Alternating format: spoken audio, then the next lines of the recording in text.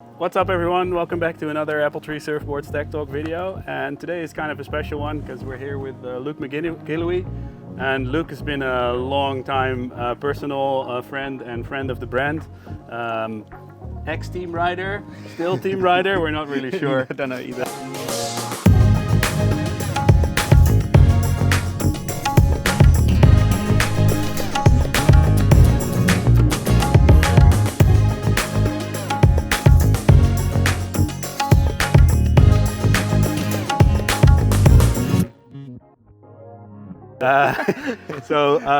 But it's kind of funny. Luke owns the Point Guest House together with his wife Crystal here in Cape Town, and we always stay there. It's a beautiful place. If you ever think of coming over to Cape Town and you want a place that the power always works and the beers are always cold, hit up Luke and Crystal to find your spot.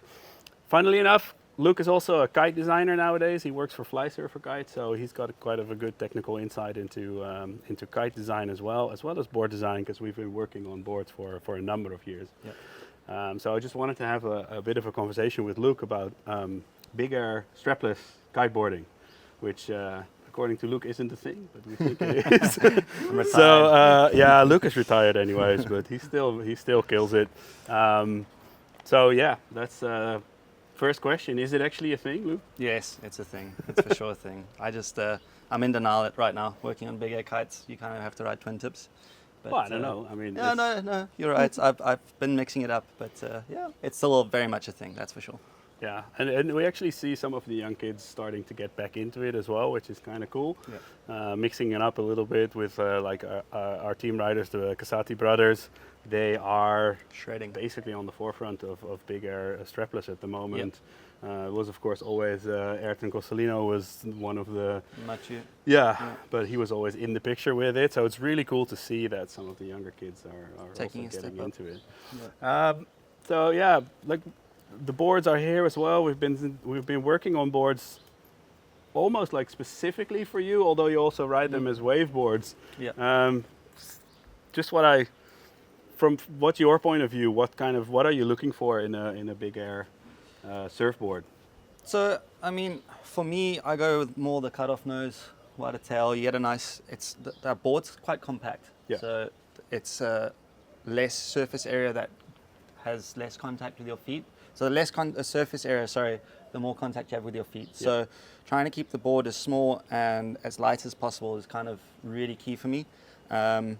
You can do big air on any board, pointy nose, whatever, but I find that the compact shape and design of the leaf really just helps get that board, keeps it on your feet and gets it to your hand as quick as possible. Yeah, and also I feel that like not having the long nose, as you say, you can also do big jumps with a board with a nose, but it does catch the wind quite a bit easier, yeah. So it's easier to control. Yeah, and without you can kind of shift the board with your feet as you need with this little guy, and it makes it a lot easier, and you have way more control in the air after takeoff.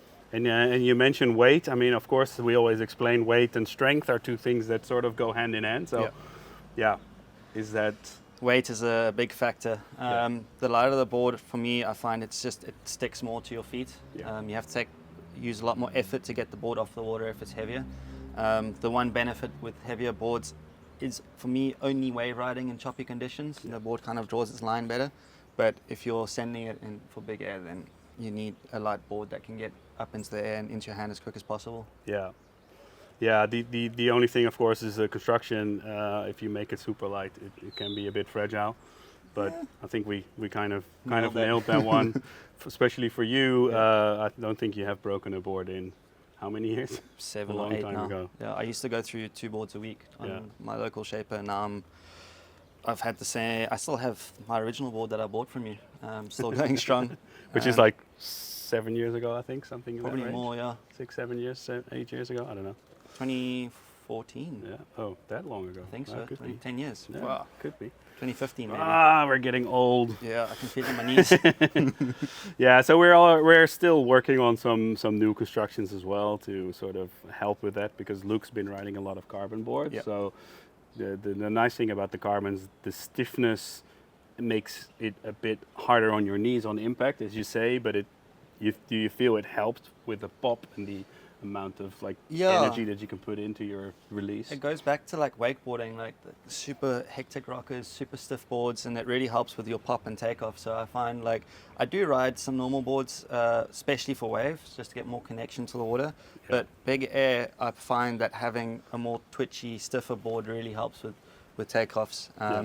And landings, to be fair, they're not too hard. I can land and explode my board, and I don't even think I'm going to break it, which is the nice thing. Yeah.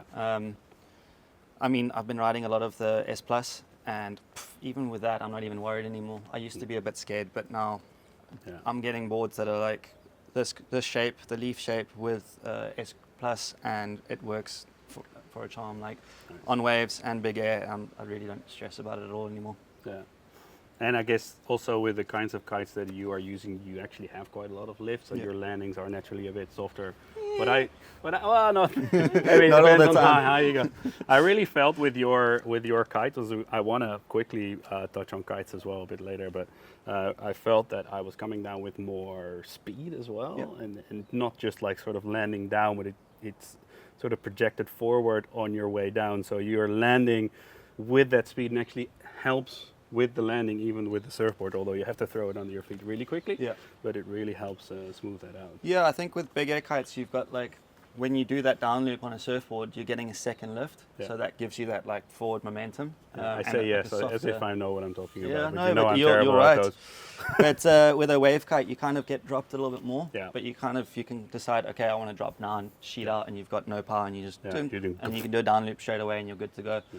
But with big air kites, you have more time in the air when you're doing that down loop. So it's just a timing adjustment to get used to it. But So Luke's actually Luke's first major kite release has just been, which is the Flysurfer Era, which is like getting raving reviews from all around the big air community.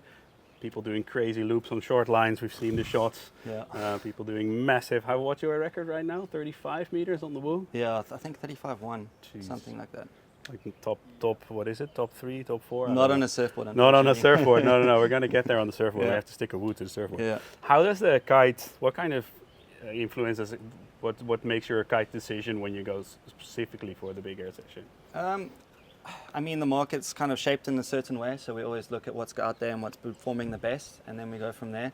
And then when it comes to wave riding, it's the same, just to see what's on top form at the moment and see if we can either follow a trend or take a trend and recreate it. So with big air kiting on twin tips, it's a lot different to big air and strapless, but you'll start to notice guys like Airton and Matchu and James Carew and the Casati brothers are all using 5-strut kites now, so specifically for big air. Yeah. So it gives them more time in the air, softer landings now and again, depending on your technique. So yeah, I mean, it really just depends what you're doing and how you want to do it. But if you want to mix a session up, you can't go wrong with a wave kite. And what would you say if someone is just riding twin tip and they are thinking about getting into, but they really enjoy their jumping, they're not too sure about the wave riding, and they want to add this to their bag? Yeah, I mean, you can't really go wrong. A kite's a kite; they all fly. So if you are super used to let's call it an XR or an Era or Orbits, and you want to get into waves, it's a great introduction. Don't change your kites. Don't think you have to go and buy a full new quiver of kites. I think ride what you're used to, change one thing at a time, and if that's what you prefer in the end, then buy a set of wave kites, try them out. Yeah, and I feel like I basically only ride wave kites, and when I do switch to, like last week when I switched to one of your kites, it is so vastly different that it takes at least a session and a half to even get used to it. So yeah, I would fully agree with you. Just change one thing at a time and get yourself a surfboard, and then start learning your first little jumps. And if you actually like the wave riding, you can actually smash a wave with a big air kite. It's not really that much of an issue. They fly, they turn, they depower, they do everything you need. They actually turn quite quickly, quite well. Actually works really well. Yeah.